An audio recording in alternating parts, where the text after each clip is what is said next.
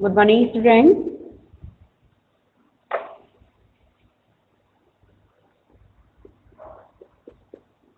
Good morning, students. Good morning, ma'am. Good morning. चलिए तो हम आज अपना टॉपिक स्टार्ट करते हैं। जो उपवाक्य हम पढ़ रहे थे, कल मैंने आप लोगों को संज्ञा उपवाक्य पढ़ाया था। मैंने बोर्ड पर लिख रखा है, वो नाम आपको शो हो रहे हैं क्या? नो मैम, हाफ शो हो रहे। बराबर लिख रहा है। संज्ञा उपवाक्य, विशेषण उपवाक्य और क्रिया विशेषण उपवाक्य, 3 लिखे हुए हैं। लिखे थे, दिख रहे हैं कि नहीं दिख रहे हैं? मैम तो संज्ञा उपवाक्य ना फिर से हो रहा है। चलो कोई बात नहीं, मैं उसके आगे जब लिखूंगी तब आपको दिखेगा। आपने अपनी कॉपी पे ये डाल रखे हैं। अब आपने संज्ञा उपवाक्य देखा। संज्ञा उपवाक्य में मैंने उदाहरण लिखवाए थे कि नहीं लिखवाए थे कल? लिखवाए थे मैम। यस मैम, लिखवाए थे मैम। अब दूसरा हेडिंग डालिए, दूसरा हेडिंग डालिए आप लोग, विशेषण उपवाक्य। विशेषण उपवाक्य, और उसमें लिखना शुरू करिए आप लोग। लिखिए, जो आश्रित उपवाक्य है, जो आश्रित उपवाक्य है, जो आश्रित उपवाक्य है, प्रधान उपवाक्य में, प्रधान उपवाक्य में, जो आश्रित उपवाक्य है, प्रधान उपवाक्य में किसी संज्ञा या सर्वनाम की, किसी संज्ञा या सर्वनाम की, किसी संज्ञा या सर्वनाम की, एक लाइन को मैं 2-3 बार बोल रही हूं, अब फिर बाद में बोलना मैडम, फिर वापस से बोल दो। किसी संज्ञा या सर्वनाम की विशेषता को बताते हैं, विशेषता को बताते हैं, वो विशेषण उपवाक्य कहलाते हैं, वो विशेषण उपवाक्य कहलाते हैं।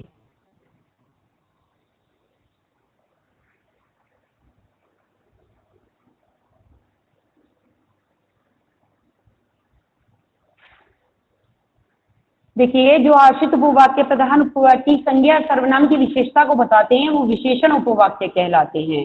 अब इसमें एक लाइन आप छोड़ दीजिए, उसके बाद में फिर बाद में समझाऊंगी, उदाहरण बाद में लिखाऊंगी। पहले इसके जो नियम है वो लिख लीजिए आप। इसके बाद में पैराग्राफ छोड़ करके लिखिए आप लोग। लिखिए, विशेषण उपवाक्य में मुख्य रूप से, विशेषण उपवाक्य में मुख्य रूप से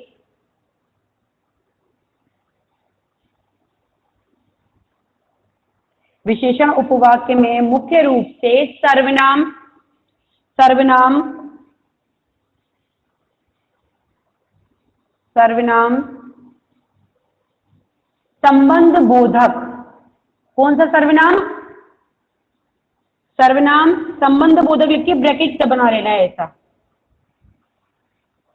संबंध बोधक, संबंध बोधक,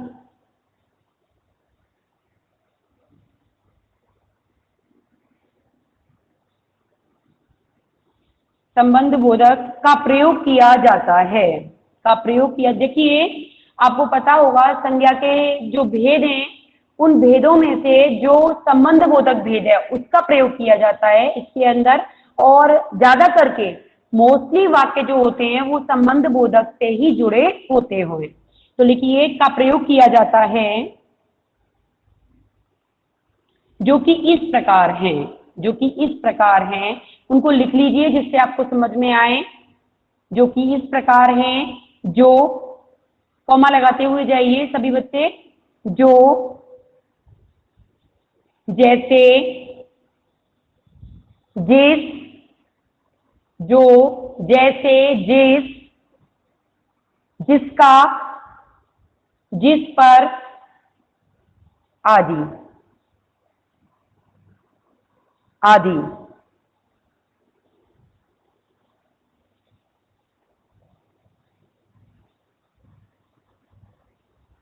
अब देखिए, मैं बोर्ड पर लिख रही हूं। अब नीचे हेडिंग डालिए आप लोग अपनी नोटबुक में, उदाहरण। और डाल करके उदाहरण लिखिए, मैं बोर्ड पर लिख रही हूं।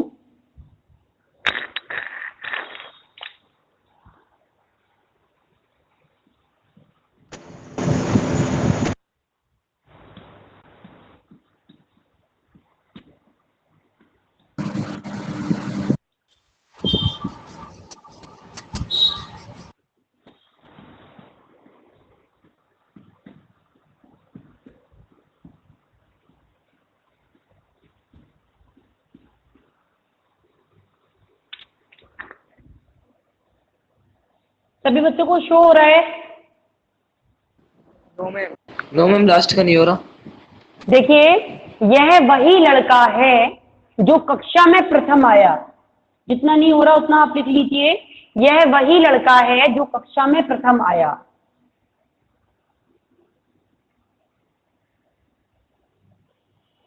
लिख लिया सबने?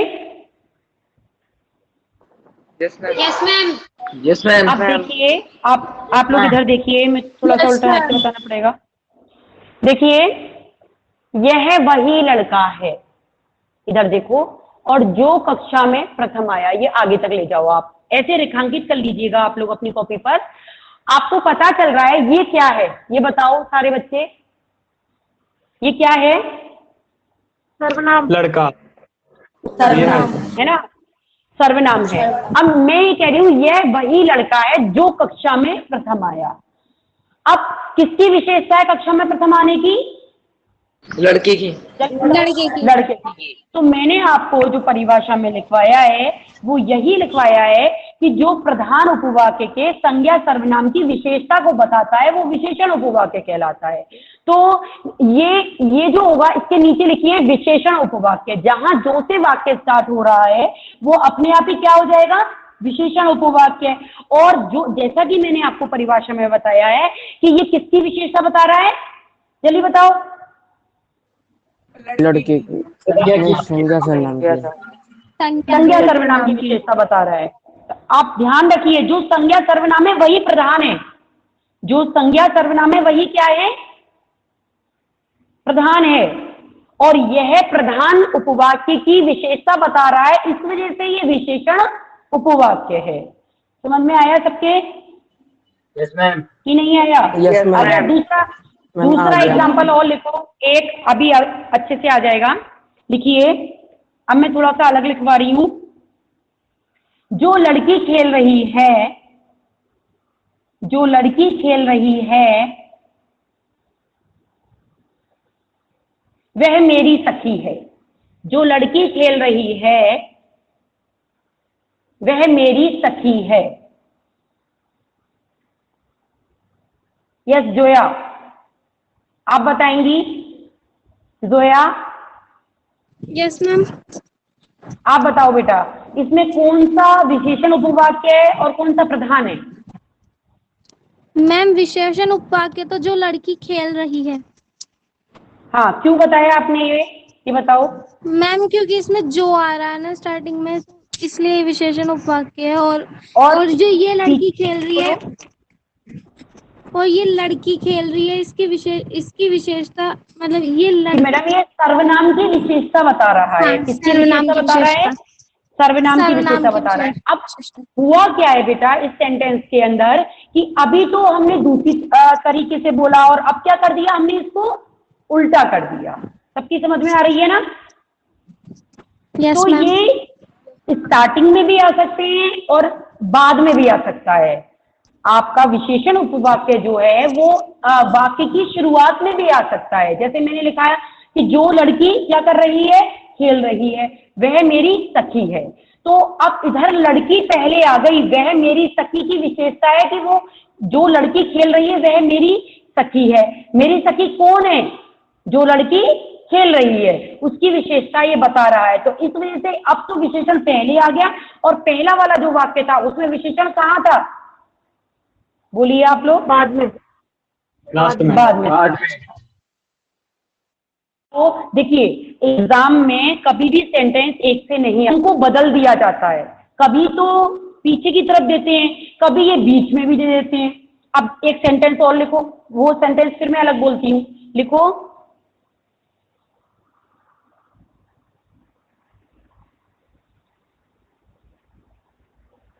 वह जो लड़का वह जो लड़का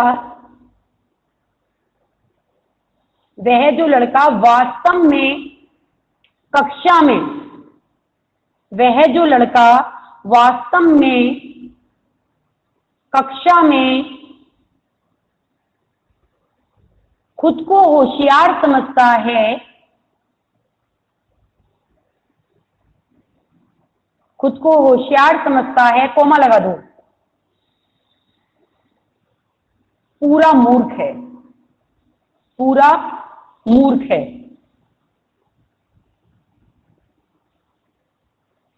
अब इसको बताएंगे मुझे। यस कुशाल, आप बताएं कि कौन सा वाक्य इसके अंदर विशेषण उपवाक्य आ रहा है।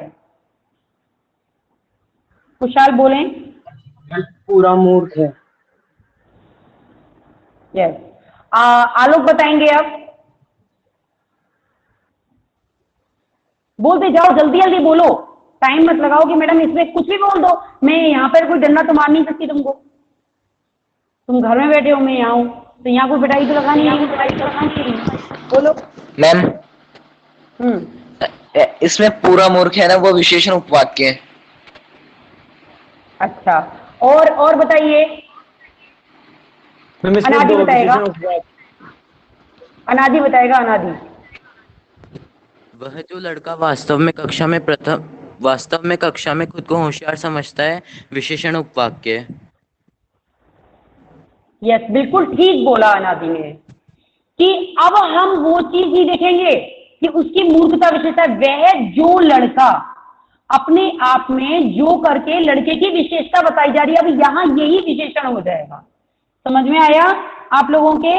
इस तरह के सेंटेंस भी एग्जाम में आएंगे आपके। देखो पहला सेंटेंस मैंने अलग बोला, दूसरा अलग बोला, और तीसरे का टाइप मैंने अलग बताया। अब तुम ये मत समझो लड़के के आगे क्या आ रहा है, कुछ भी नहीं आ रहा, लेकिन जो करके लड़के की विशेषता बताई जा रही है यहाँ पर। आप मूर्ख पर क्यों जा रहे हो, वहां पर मूर्ख पर उधर क्यों गए आप? इधर आ रही है ना विशेषता जो करके लड़के के साथ में, तो इधर वाला सेंटेंस पूरा क्या माना जाएगा? विशेषण उपवाक्य। और पीछे जो हो जाएगा वो आपका प्रधान में चला जाएगा, जाए या ना जाए। लेकिन इधर वाला आपका अगर पूछा जाए एग्जाम में ऐसे सेंटेंस की, तो आप तुरंत लिख देंगे कि ये विशेषण उपवाक्य है। यही समझना होता है।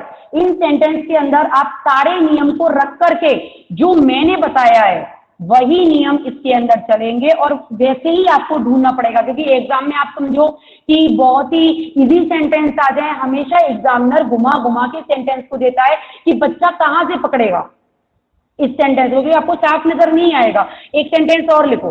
कितने हुए सेंटेंस?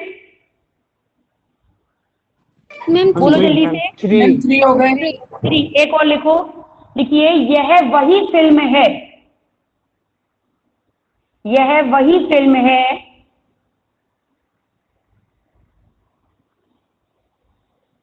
जिसे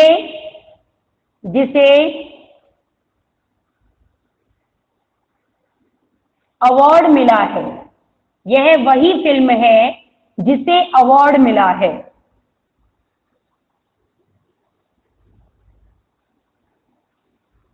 यस, अब आस्था बताएंगी। यस आस्था बताइए जल्दी से, इसमें कौन सा? हाँ बोलो मैम, जिसे अवार्ड मिला है विशेषण उपवाक्य। क्यों है मैम क्योंकि इसमें जिसे आ रहा है। मैम सर्वनाम। जिसे ही मत देखो, क्या कर रहा है ये फिल्म की इधर विशेषता बता रहा है। समझ में आ गया ना? इस वजह से यहाँ पर सबकी समझ में आ रहा है ना? यस बोलिए, जवाब दीजिए स्टूडेंट। समझ में आ रहा है ना सबके? Yes ma'am. इसी तरह के वाक्य इसमें घुमा घुमा के आएंगे बेटा। कोई भी किसी भी तरीके से आए, हम हर तरीके से वाक्य को पहचानने में सक्षम होने चाहिए।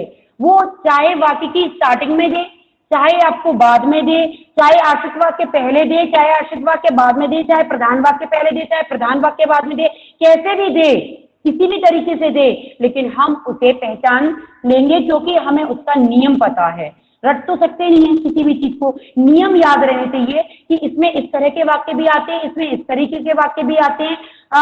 हर तरीके के वाक्य देखिए, जो ऊपर वाला जो मैंने आपको संज्ञा वाला बताया था, उसमें मैंने आपको एक चीज और बताई थी कि उसमें क्या होता है कि लोप भी हो जाता है, लेकिन इसमें लोप नहीं होता है, ये भी याद रखना है आपको। क्या होता है उसमें, क्या हो जाता है?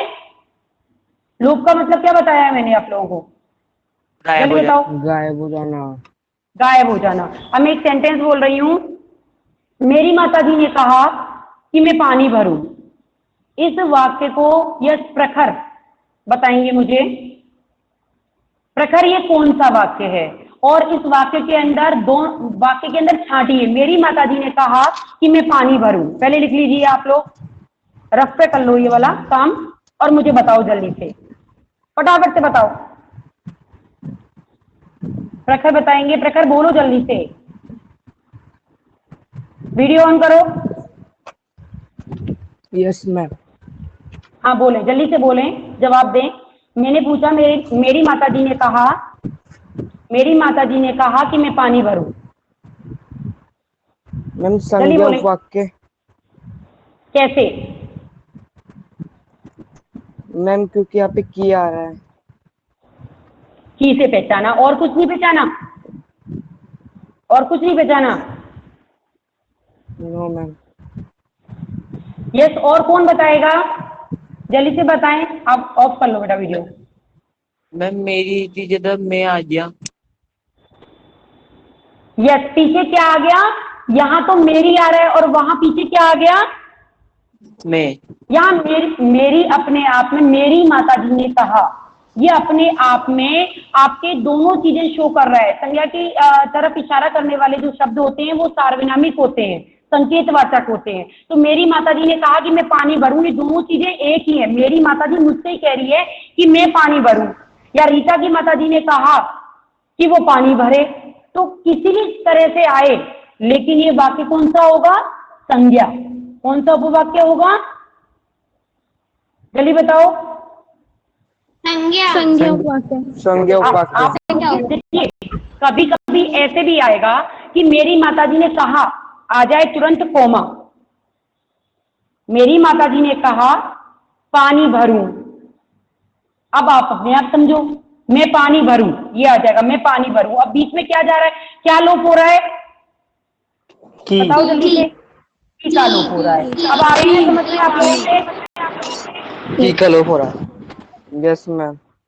समझ में आ रहे हैं ना सबके? तो इसी तरह से सेंटेंस कहीं पर किसी तरह से आएगा, कहीं पर सबकी पहचान अलग है। यदि आपने क्लास में अच्छे से समझ लिया है तो आपको प्रॉब्लम नहीं आएगी, और यदि समझा नहीं है, आप रट रहे हो सेंटेंस को बैठ करके, तो प्रॉब्लम आएगी। फिर एक्सरसाइज सॉल्व करोगे तो और भी अच्छे से क्लियर हो जाएंगे। आप तीसरा वाला स्टेप डालिए, आप क्रिया विशेषण उपवाक्य।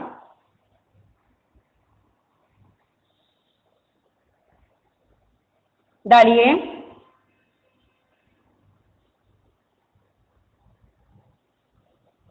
और फेयर कॉपी में बिल्कुल ब्लैक पेन से अच्छे से पॉइंट्स को डालना, पूरा लिखना जो मैंने लिखवा रही हूँ, फिर अच्छे से उदाहरण भी ब्लैक पेन से डालना, और सारे उदाहरण बहुत अच्छे से लिखना समझ करके। फेयर कॉपी में बहुत अच्छे से काम होना चाहिए। बस ये टॉपिक हो जाएगा और मैं अब आपका काम मंगवाऊंगी। लिखिए जल्दी से।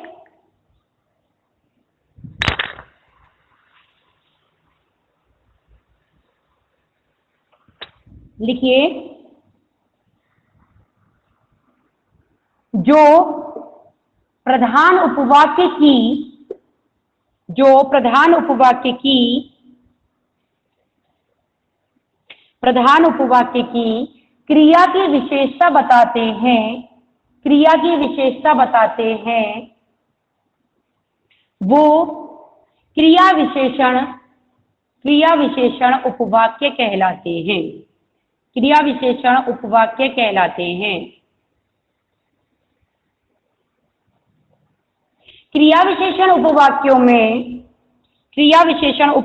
में मुख्य रूप से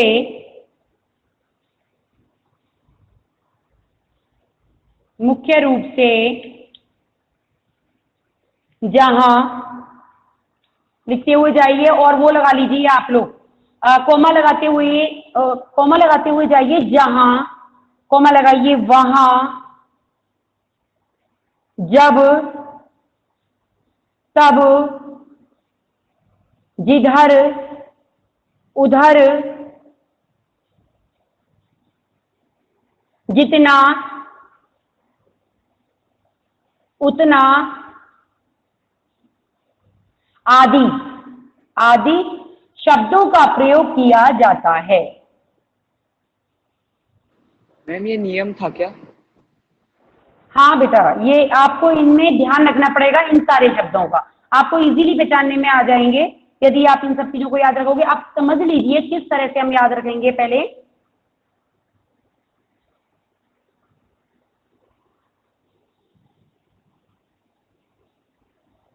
लिखिए, कहां तक लिखा आप लोगों ने?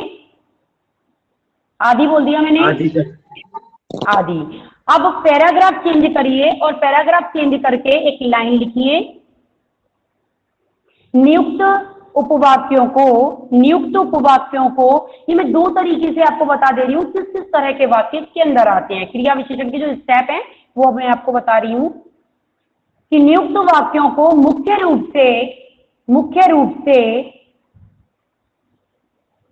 मुख्य रूप से चार भागों में विभक्त किया गया है। चार भागों में विभक्त किया गया है।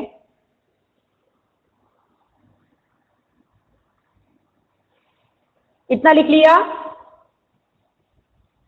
Yes ma'am. अब बोर्ड पर देखना, मैं लिख रही हूं।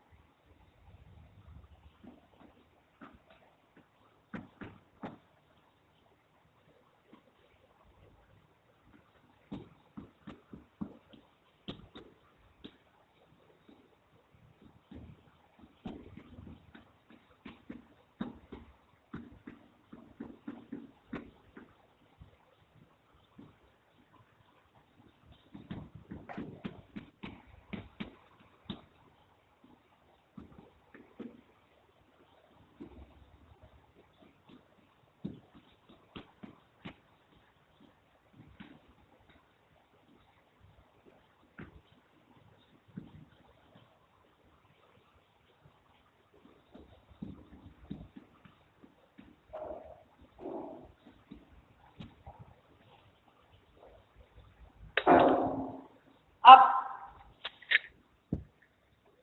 आप लोगों को दिख रहा है क्या? चार ही बोला था ना। 5 तरीके हैं बेटा, एक और आ जाता है ये वाला, ये हेतु मत भी है तो इसको भी लिख लेना आप। 5 लिख लीजिए क्योंकि ये थोड़ा सा इसमें अंतर होता है। थर्ड वाला क्या लिख रखा है? मैं एक बार बोल भी रही हूँ क्योंकि जिसको नहीं दिख रहा है वो लिख लेना। क्रिया विशेषण मैंने लगातार नहीं लिखा, वो पीछे तक हो जाता है। कालवाचक क्रिया विशेषण, दूसरा रीतिवाचक क्रिया विशेषण, तीसरा स्थानवाचक क्रिया विशेषण, चौथा आपका परिमाणवाचक क्रिया विशेषण और फिर परिणामवाचक क्रिया विशेषण। ये स्टेप आपने 8th क्लास में सब पढ़े हैं लेकिन वो अभी दिमाग में नहीं होंगे आपके में, तो ये उतार लीजिए सभी। सबको दिख रहा है ना? Yes ma'am. कि नहीं दिख रहा? दिख रहा है ना? अब हम इन्हीं को याद करके सारी चीजें करते चले जाएंगे और आपकी इजीली समझ में आ जाएंगे। देखिए इतना लिख लिया, इसका एक नाम और लिख लीजिए, हेतु सूचक। जैसा कि मैंने आपको बताया इस वाले का, लास्ट वाले का, इसे परिणाम से भी आ जाता है ये और हेतु सूचक के नाम से भी आ जाता है, 2 नामों से आ जाता है ये। आप इसका नाम हेतु सूचक, परिणाम वाला, लास्ट वाला बेटा परिणाम, लास्ट वाला। हे स पे छोटे ऊ की मात्रा, स पे बड़े ऊ की मात्रा, सूचक, हेतु सूचक क्रिया विशेषण। सबकी समझ में आ रहा है ना? Yes ma'am. अब एक एक करके आप लोग लिखते हुए जाइए और आपको तुरंत समझ में आएगा। आप थोड़ा सा समझ लीजिए बोर्ड पर कि देखिए सबसे पहले है कालवाचक। तो कालवाचक के अंदर क्या होता है? काल का मतलब होता है समय। 2 काल होते हैं, एक काल होती है मौत जो हमने किसमें पढ़ा? बताओ जल्दी से। तुम तो काल हाँक जनु लावा, बार बार मोए लागे बुलावा, किसकी पंक्ति है? राम लक्ष्मण परशुराम। राम लक्ष्मण परशुराम। अच्छा, कौन बोल रहा है? सुहानी। तुम तो काल हाँक जनु लावा, बार बार मोहे लागे बुलावा, इस पंक्ति का जल्दी से आशय स्पष्ट करो। सुहानी जल्दी से बोल दे फटाफट से। मैम इस हाँ। पंक्ति के माध्यम से लक्ष्मण जी परशुराम जी को कह रहे हैं कि आप बार बार मेरी मौत को बुला रहे हो। लक्ष्मण परशुराम से कह रहे हैं कि आप बार बार मेरी मौत को बुला रहे हो, हैं? ऐसे बोलोगी? No ma'am. अच्छे से बोलो। तुम तो काल हाँक जनु लावा, बार बार मोहे लागे बुलावा। कौन बताएगा मुझे? जल्दी से बताओ। सोच रहे होगे मैडम कहाँ से कहाँ पहुंच गई। इसमें कौन सा अलंकार है सुहानी? मैम जल्दी बताओ। मैं सोच रही हूँ। आलोक, कौन सा अलंकार है इसमें? प्रांजल, कौन सा अलंकार है इसमें? मैम उत्प्रेक्षा उन्मुक्ति अलंकार। प्रकाश। कौन बोला है पुनरुक्ति प्रकाश? कैसे बताओगे? अलग अलग पंक्तियों में। तुम तो काल हाँक जनु लावा, पहले उत्प्रेक्षा अलंकार आ रहा है, समझ में आया? फिर बार बार मोहे लागे बुलावा, वहां जाओ तब आप पुनरुक्ति प्रकाश बताएंगे, समझ में आया?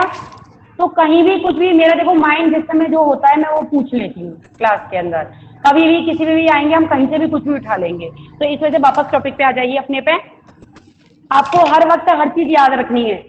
कालवाचक, काल का मतलब होता है समय और एक काल का मतलब होता है मौत। तो समय का मतलब है कि ये हमें समय बताएगा कि जैसे जब है, तब है। तुम जब खाना खा रहे थे मैं टीवी देख रहा था, ठीक है?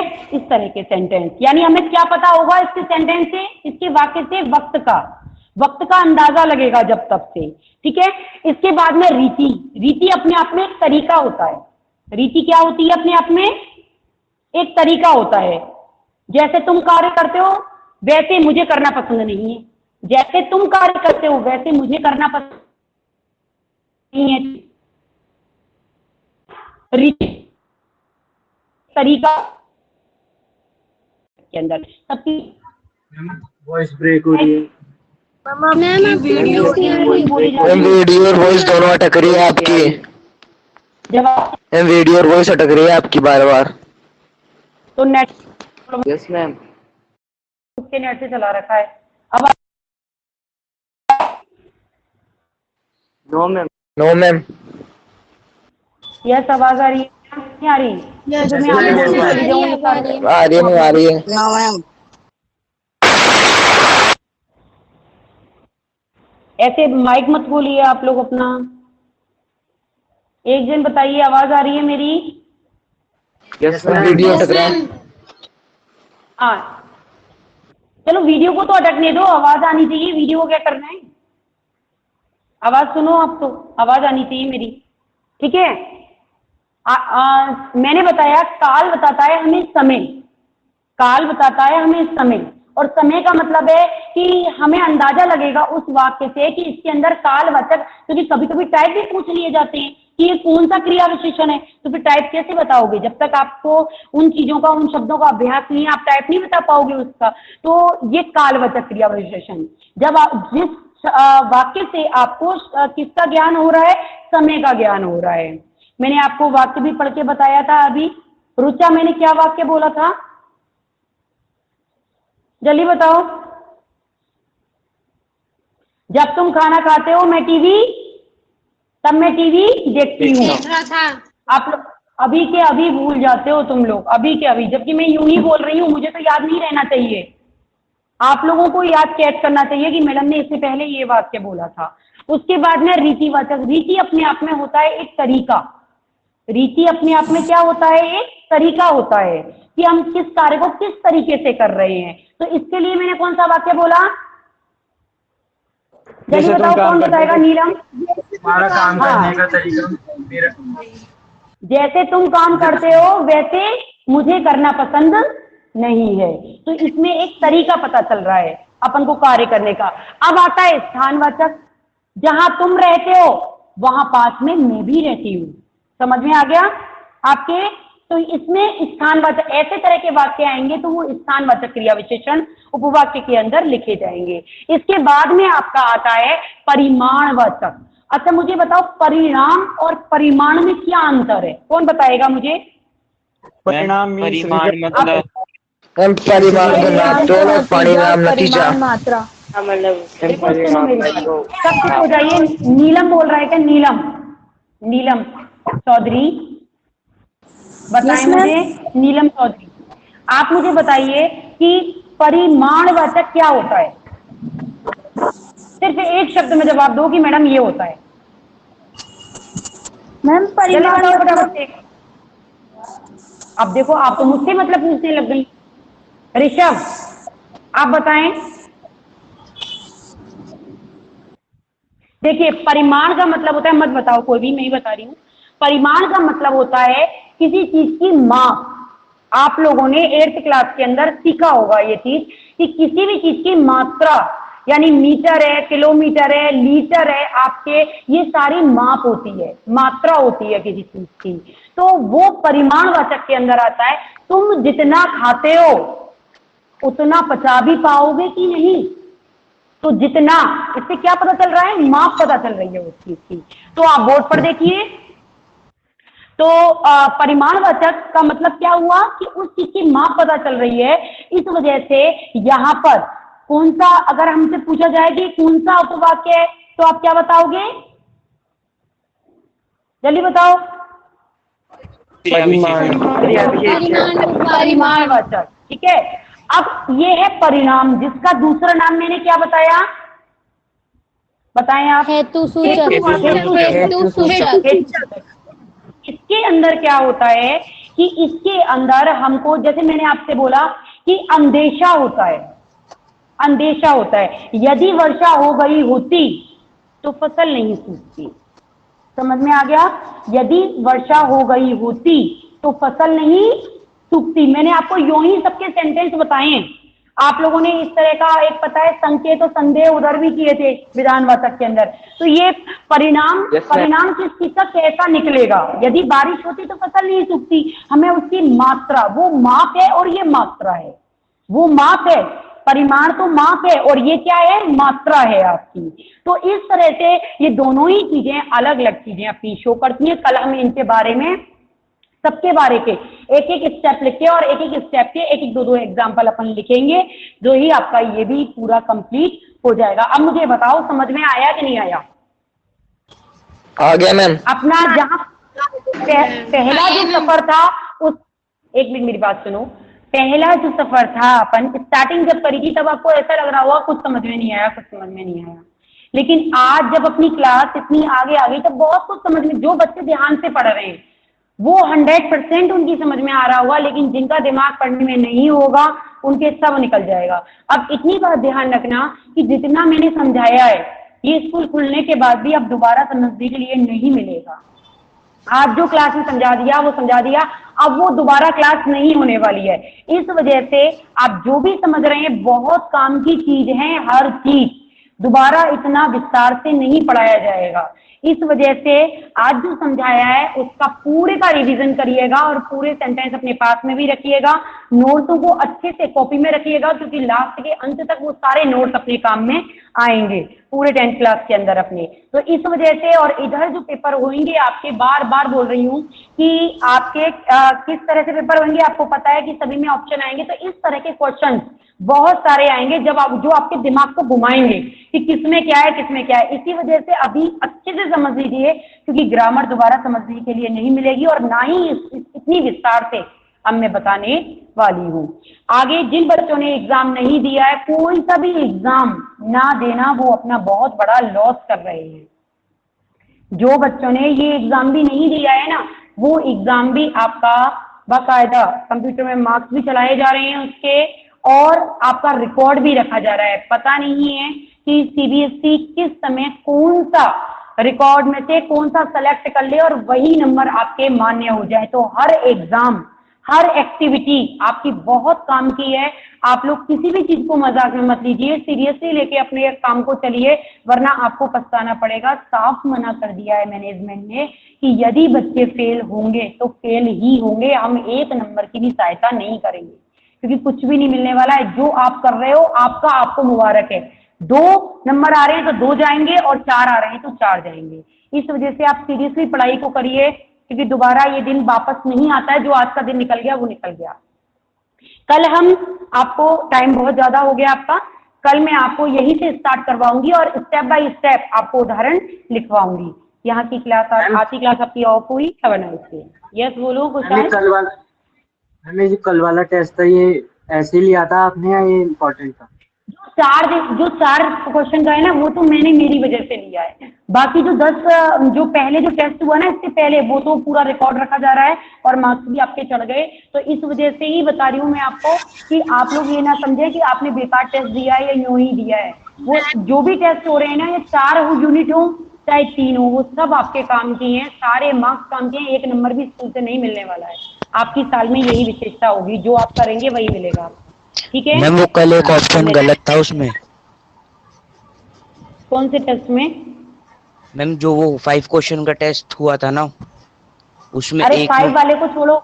नहीं, कोई भी गलत नहीं था, उसमें सारे क्वेश्चन सही थे। और 5 नंबर वाले टेस्ट को छोड़ दीजिए, वो तो मैंने क्लास के लिए लिया था। यूं ही मेरी क्लास में तो मैं कभी भी लूंगी आपसे, लेकिन जो मेन 10 नंबर का जो इससे पहले जो मैंने टेस्ट दिया था वो रिकॉर्ड हुआ है, उसकी शीट मैनेजमेंट के पास में गई है। ये तो मैंने मेरे मन से लिया है और ऐसे टेस्ट आपके क्लास में चलते रहेंगे छोटे छोटे। ठीक है मैम? ओके। हाँ बोलो कनिष्का। मैम एक बार परिणाम वाचक एक बार वापस रिपीट कर दो। अभी क्लास ऑफ हो गई, कल वापस से सुन लेना। ठीक है।